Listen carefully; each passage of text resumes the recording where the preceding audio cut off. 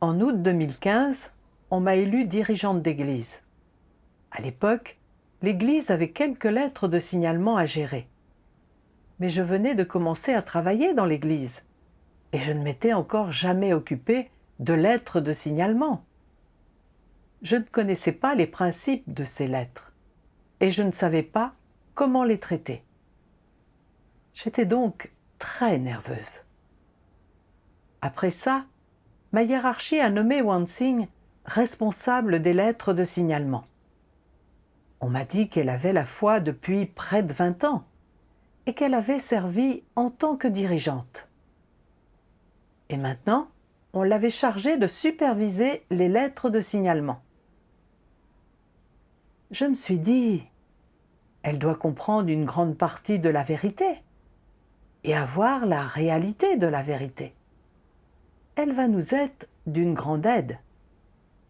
Après ça, j'ai découvert que Wansing analysait de manière très lucide et rationnelle les lettres de signalement.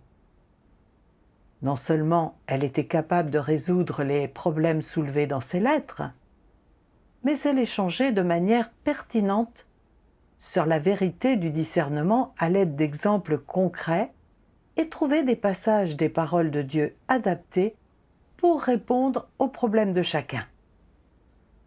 Cela m'a donné une très bonne impression de Wansing. Elle avait l'air d'avoir la réalité de la vérité. Je devais apprendre d'elle le plus possible.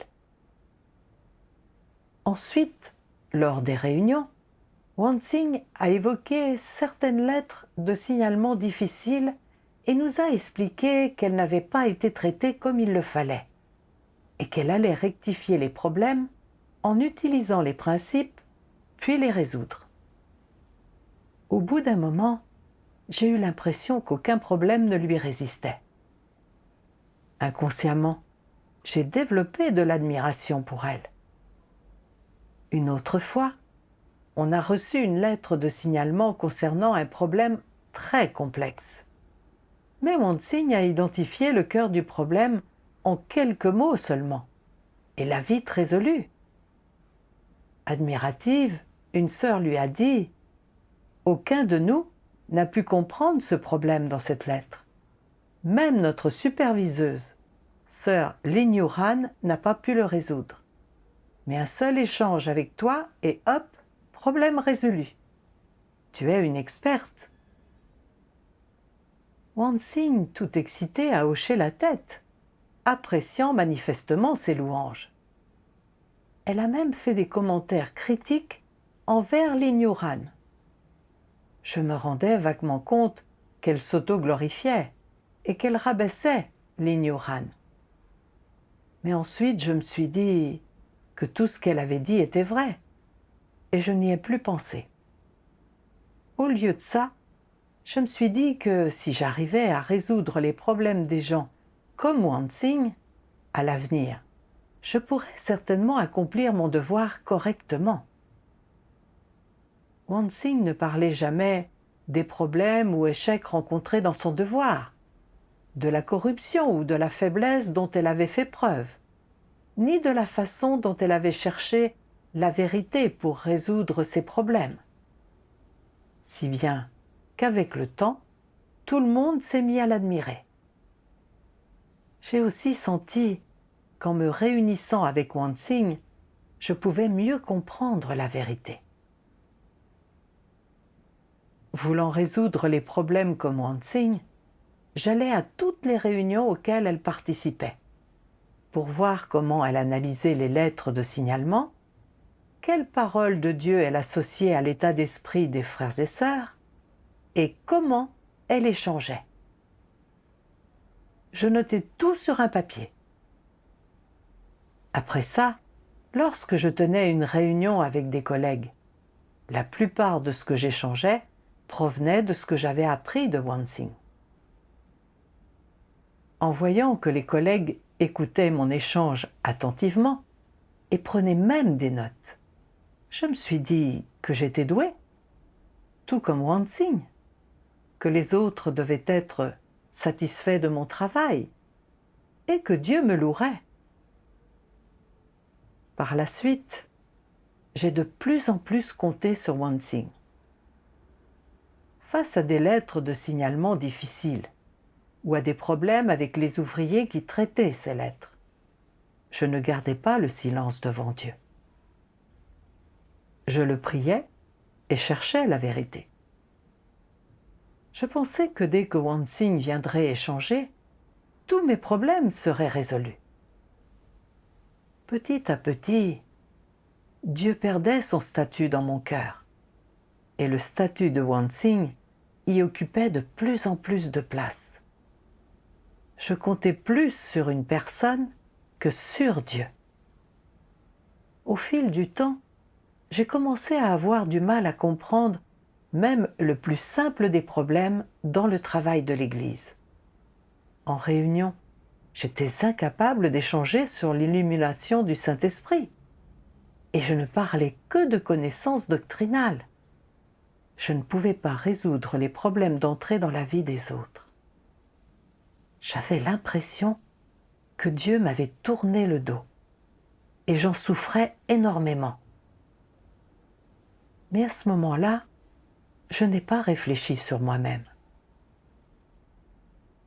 Avant une réunion, les routes étaient bloquées à cause de la neige et aucune voiture ne pouvait passer. Wansing a dit qu'elle ne pouvait pas venir et nous a demandé, à mon partenaire et moi, d'animer la réunion. Quand je l'ai appris, c'était comme si on m'avait coupé l'herbe sous le pied. Pendant la réunion, je n'ai pas compris la source du problème figurant dans la lettre de signalement. J'étais complètement paniquée. Mais je n'ai pas guidé les autres vers la prière, l'aide de Dieu, ni la recherche des principes de la vérité dans les paroles de Dieu. Au lieu de ça, j'ai juste espéré que Wansing arriverait et qu'elle résoudrait de suite l'affaire urgente. À la fin de la réunion, je me suis sentie coupable parce que je n'avais pas été productive et que je n'avais pas accompli mon devoir. Malgré ça, je n'ai pas cherché l'intention de Dieu. J'ai juste espéré résolument que Wansing viendrait résoudre le problème. Une autre fois, Wansing a dit qu'elle animerait une réunion pour nous. Mais on n'a eu aucune nouvelle de toute la matinée. J'ai commencé à paniquer, terrifiée à l'idée qu'elle ne puisse pas venir, comme la fois précédente. J'avais peur de ne pas pouvoir résoudre les problèmes des autres si elle ne venait pas. Après le déjeuner, j'ai soudain entendu une porte s'ouvrir et j'ai su que Wansing était arrivée. Ravie que ma sauveuse soit arrivée, je me suis empressée d'aller la saluer. Mais en traversant la cour, j'ai perdu l'équilibre et je me suis foulé la cheville. Ma cheville a enflé comme un ballon. J'avais tellement mal que je ne pouvais pas marcher. Mais comme Wansing était arrivé, il fallait que je dise à tout le monde de vite venir à la réunion pour que tous la voient résoudre leurs problèmes. Réprimant ma douleur, je me suis rendue chez une sœur. Mais au moment où j'allais frapper à la porte, j'ai curieusement perdu l'équilibre et je me suis écroulée au sol. Après avoir lutté pour me relever, j'ai vu que ma main droite était pleine de sang et de cendres de charbon. Cette série d'incidents m'a fait frémir de peur. J'ai vaguement compris que mon impatience de voir Wansing n'était pas normale. Dieu me punissait-il? Alors, j'ai prié Dieu cherchant une réponse. Après ça, j'ai lu ce passage des paroles de Dieu. Les gens qui croient en Dieu doivent obéir à Dieu et l'adorer. N'exalte pas, n'admire pas qui que ce soit. Ne donne pas la première place à Dieu, la deuxième aux personnes que tu admires et la troisième à toi-même. Personne ne doit occuper une place dans ton cœur. Et tu ne dois pas considérer les gens, en particulier ceux que tu vénères, comme étant à égalité avec Dieu, ou comme s'ils étaient ses égaux. C'est intolérable pour Dieu. J'ai réfléchi à ces paroles de Dieu et j'ai revu mentalement de nombreuses scènes de mes interactions avec Wansin, comme les passages d'un film. Depuis ma rencontre avec Wansin, j'avais vu qu'elle était talentueuse, éloquente, douée pour la prédication et particulièrement douée pour résoudre les problèmes. Ces nombreuses lettres qui me laissaient perplexe étaient facilement résolues grâce à son analyse et à son échange. Inconsciemment, j'avais commencé à la vénérer, pensant qu'en allant à ses réunions et en écoutant son échange, je saisirais la vérité et je renforcerais mes connaissances.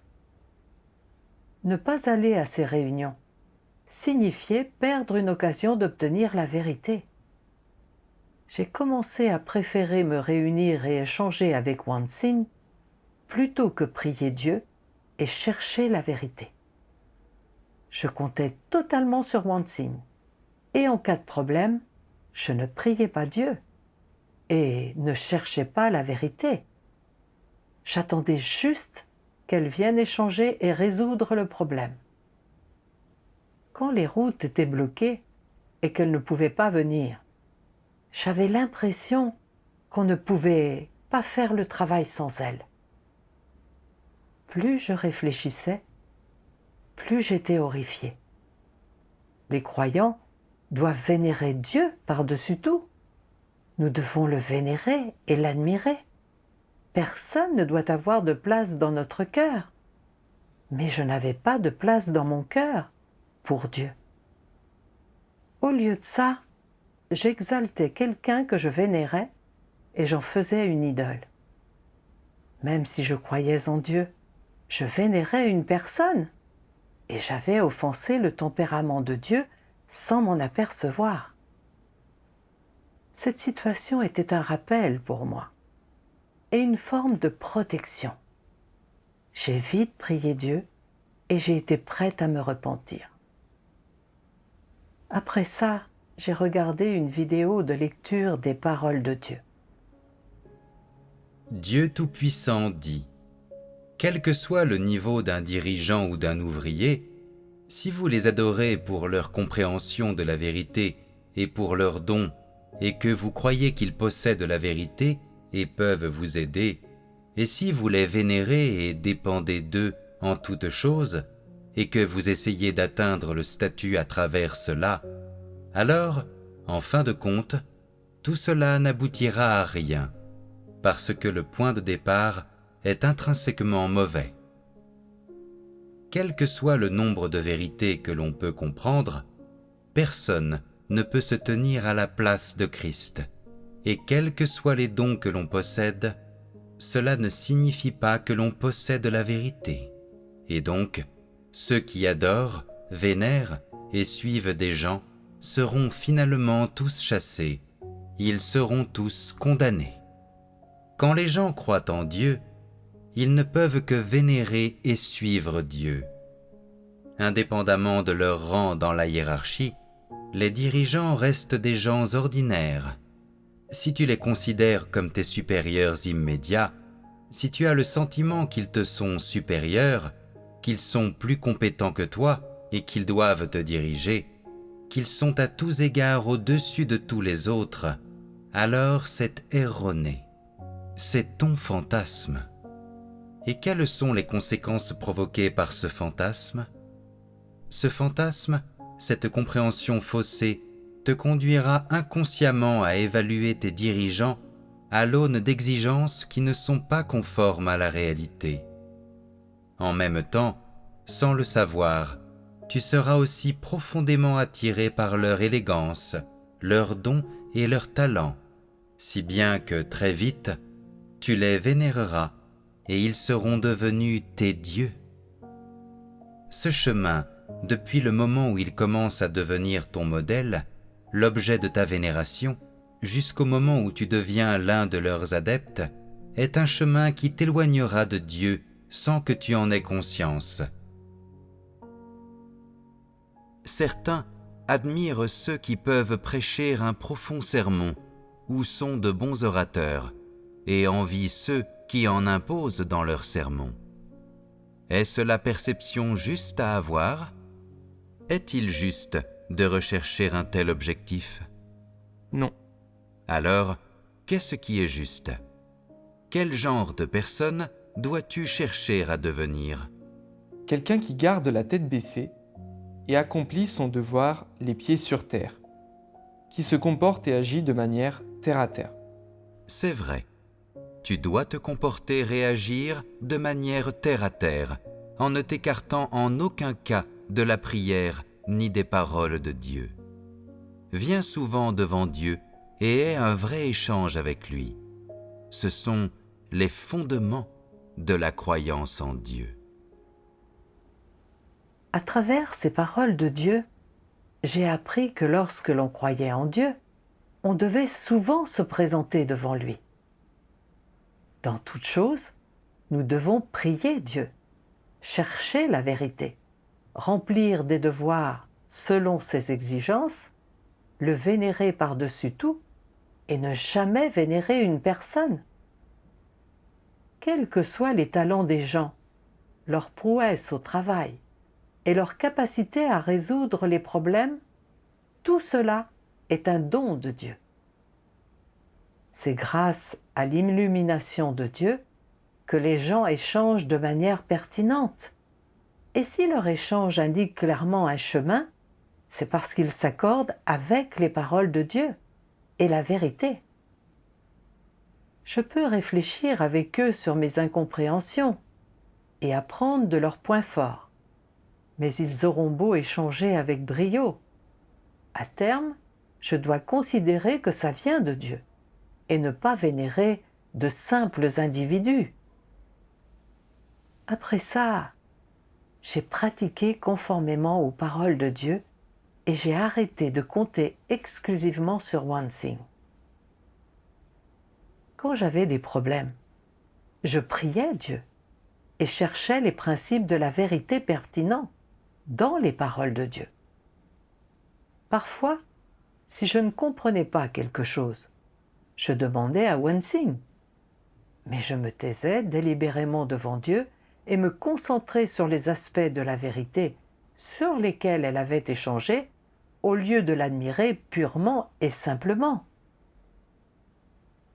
Peu à peu, j'ai commencé à avoir une vision plus normale de OneSing, et j'ai été capable de résoudre certains problèmes dans les lettres de signalement. Plus tard, OneSing a été élue dirigeante d'une autre église, et j'ai arrêté de paniquer quand elle était absente.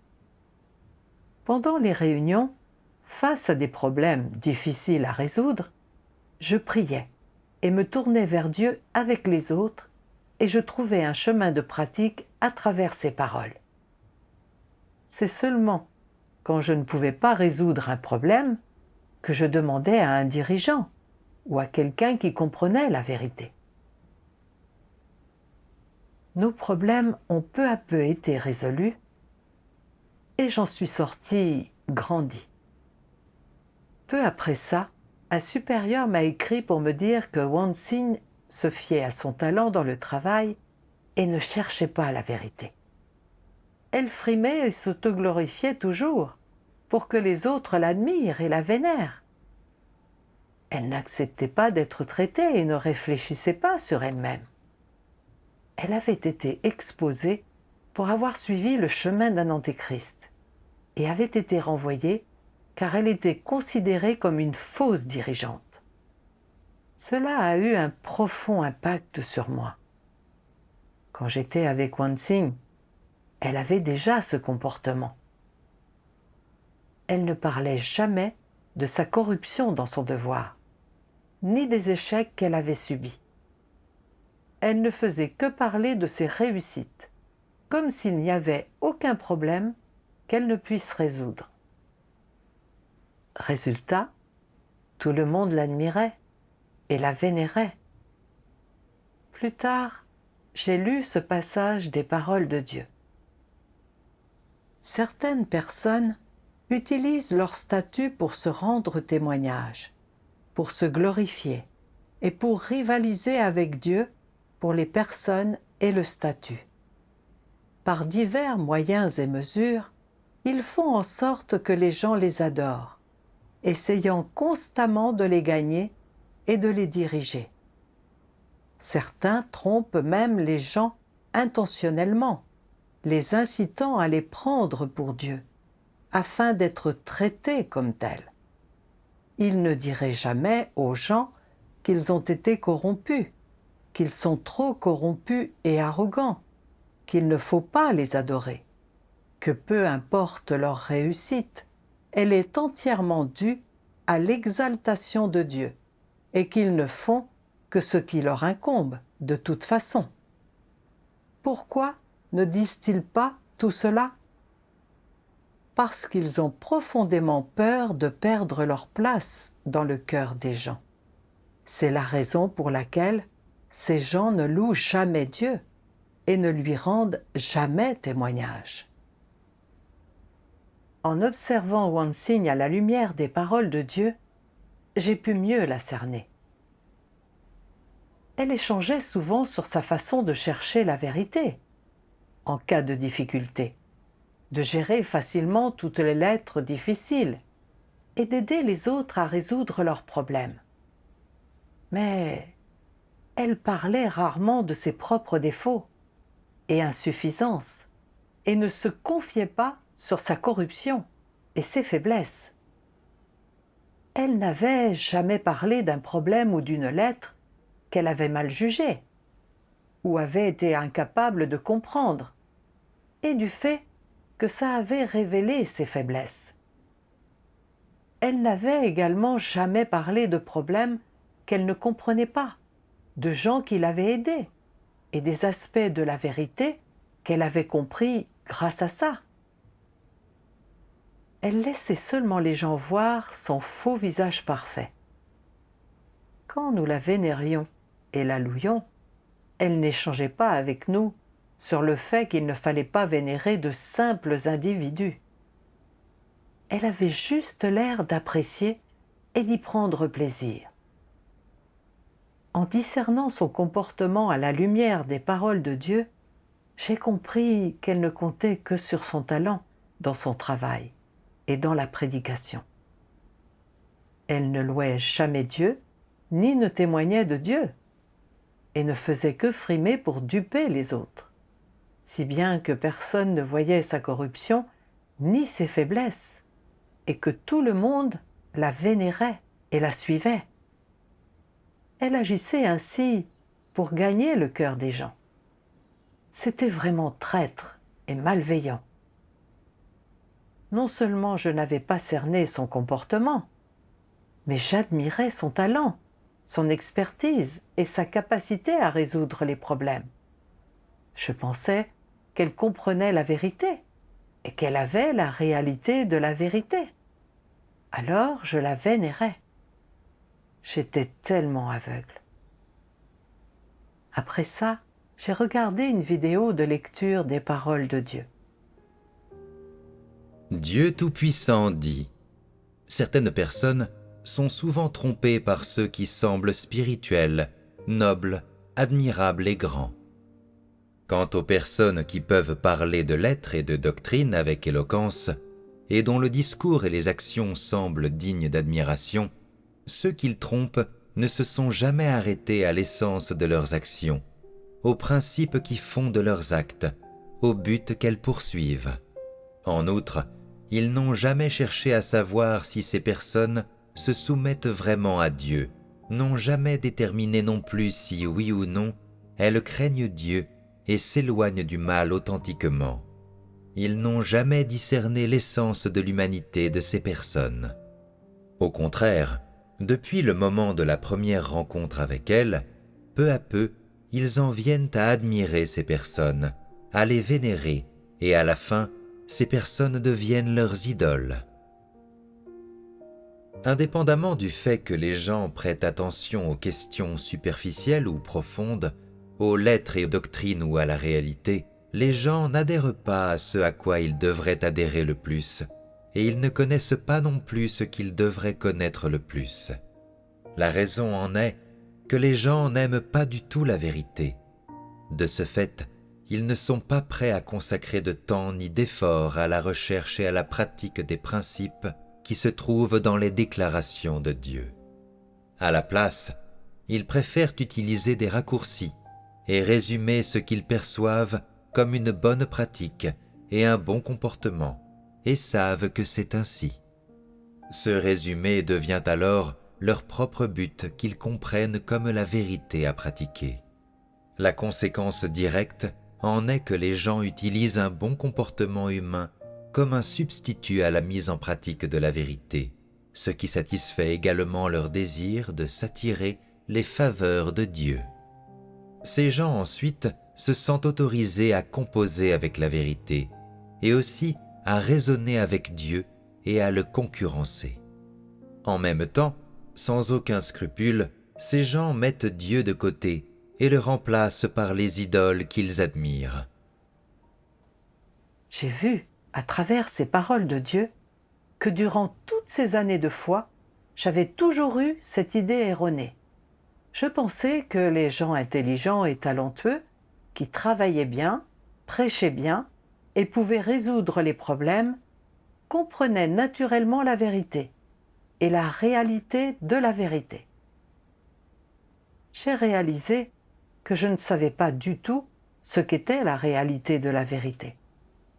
Dieu exprime des vérités et accomplit l'œuvre du jugement afin de purifier les gens de leur tempérament corrompu et de leur permettre d'entrer dans la réalité de la vérité et de vivre une réelle ressemblance humaine. Si on arrive juste à résoudre les problèmes des autres et à les cerner, mais qu'on n'accepte ni le jugement des paroles de Dieu, ni d'être traité, alors on a beau avoir du talent, bien travailler et bien prêcher, on ne saisit toujours pas la réalité de la vérité. Wansing n'a jamais parlé de se connaître elle-même, ne s'est jamais confiée sur son tempérament corrompu et ne l'a jamais analysé. Elle n'a pas accepté la vérité ni réellement obéi quand elle a été émondée et traitée. Comment pouvait-elle avoir saisi la réalité de la vérité? Elle a juste été capable de gérer les lettres de signalement grâce à son expérience professionnelle et à ses connaissances plus approfondies des principes. Mais ça ne voulait pas dire qu'elle avait saisi la réalité de la vérité. Je n'avais pas compris la vérité et je n'avais pas réussi à la cerner. Je l'avais même vénérée aveuglément et en avais fait mon idole, essayant de l'égaler et de la copier. J'avais vraiment été bête. C'était vraiment risqué pour moi de pratiquer la foi comme ça. Plus tard, j'ai regardé une autre vidéo de lecture des paroles de Dieu. Dieu Tout-Puissant dit : « Ce que tu admires, ce n'est pas l'humilité de Christ, mais ses faux bergers de grande réputation. Tu n'adores pas la beauté ou la sagesse de Christ, mais plutôt ces libertins qui se vautrent dans la saleté du monde. Tu ris de la douleur de Christ, qui n'a pas de place où reposer sa tête, mais tu admires ces cadavres qui courent après des offrandes et vivent dans la débauche. Tu n'es pas prête à souffrir aux côtés de Christ, mais tu te jettes volontiers dans les bras de ces antéchrists imprudents, bien qu'ils ne te procurent que de la chair, des mots et du contrôle. Même maintenant, ton cœur est toujours tourné vers eux, vers leur réputation, vers leur statut, vers leur influence. Et pourtant, tu continues à maintenir une attitude par laquelle tu trouves l'œuvre de Christ difficile à admettre, et tu n'es pas prête à l'accepter. Voilà pourquoi je dis que tu manques de foi pour reconnaître Christ. La raison pour laquelle tu l'as suivi jusqu'à ce jour, c'est que tu n'avais pas d'autre option. Une série d'images sublimes domine à jamais dans ton cœur. Tu ne peux pas oublier toutes leurs paroles et actions, ni leurs paroles et leurs mains influentes. Ils sont toujours suprêmes et toujours des héros dans vos cœurs. Mais ce n'est pas le cas de Christ d'aujourd'hui. Il est toujours insignifiant dans ton cœur et il est toujours indigne de révérence, car il est bien trop ordinaire, il a beaucoup trop peu d'influence et il est loin d'être noble. Ces paroles de Dieu sur le jugement m'ont piqué au vif. Dieu s'était incarné humblement et il ne s'autoglorifiait jamais. Il exprime juste des vérités pour sauver l'humanité. L'humilité de Dieu est une expression de son honorabilité, de sa grandeur et de sa sainteté. Cela mérite fortement notre admiration. Mais en voyant que Won-Sin avait été dirigeante, qu'elle pouvait résoudre les problèmes et qu'elle parlait avec conviction et passion, je l'admirais. Je croyais en Dieu sans le vénérer, et je ne vénérais pas l'humilité et la beauté du Christ. Au lieu de ça, je vénérais des individus pompeux et imposants. J'avais plus d'estime pour les personnages hautains, talentueux et capables de travailler et prêcher. Je les considérais même comme mes idoles. Cela offensait vraiment le tempérament de Dieu. Il ne faut pas admirer et idolâtrer de simples personnes. Seul Dieu représente la vérité et doit être suivi et vénéré. Les paroles de Dieu disent « Je dis que tous ceux qui ne prisent pas la vérité sont des non-croyants et des traîtres vis-à-vis de la vérité. De tels hommes ne seront jamais approuvés par Christ. » Je n'avais pas cherché la vérité et je n'avais pas la moindre connaissance de Dieu, malgré des années de foi. J'avais même idolâtré une personne corrompue. Je l'avais vénérée et suivie. Mais je n'avais pas vénéré le Christ, ni accordé de l'importance à la vérité. C'était trahir Dieu, et j'agissais comme une non-croyante. Et si je ne me repentais pas, Dieu se lasserait de moi et me bannirait. Plus tard, on m'a dit que Won-Sin avait agi comme Judas une fois arrêtée par le PCC. Elle avait dénoncé certains frères et sœurs. À sa libération, elle ne s'est toujours pas repentie et a fini par être expulsée de l'Église. J'ai compris que même si Won-Sin avait accompli de nombreux devoirs, qu'elle avait du talent, de bonnes capacités de prédication et qu'elle savait utiliser les paroles de Dieu pour résoudre les problèmes, sachant qu'elle n'avait pas cherché à se connaître elle-même et à accepter la vérité, et qu'elle n'avait pas la moindre réalité de la vérité, malgré des années de foi, elle avait été totalement exposée et bannie une fois confrontée à cette situation. Après ça, j'ai trouvé un autre passage des paroles de Dieu. Tu dois savoir quel genre de personnes je désire. Ceux qui sont impurs ne sont pas autorisés à entrer dans le royaume.